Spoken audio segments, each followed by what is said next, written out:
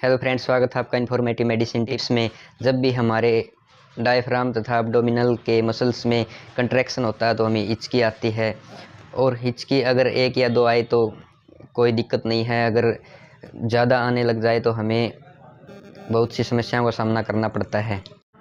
और ऐसी स्थिति में अगर हम कोई टैबलेट न लेकर घरेलू उपाय करें तो ठंडा पानी पी सकते हैं, बर्फ़ का टुकड़ा मुंह में रख सकते हैं, ठंडे पानी से गरारे कर सकते हैं, थोड़ा सा आगे झुककर ठंडा पानी पी सकते हैं, जिससे हिचकियाँ कम हो जाती है। अगर इससे भी हिचकियाँ बंद नहीं होती हैं तो गहरी लंबी सांसें अंदर की तरफ लें और मुंह तथा नाक से सांस को बाहर की तरफ न छोड़ें कुछ समय के लिए, जिससे माइंड डाइवर्ट होगा और हिचकियाँ नहीं आएगी।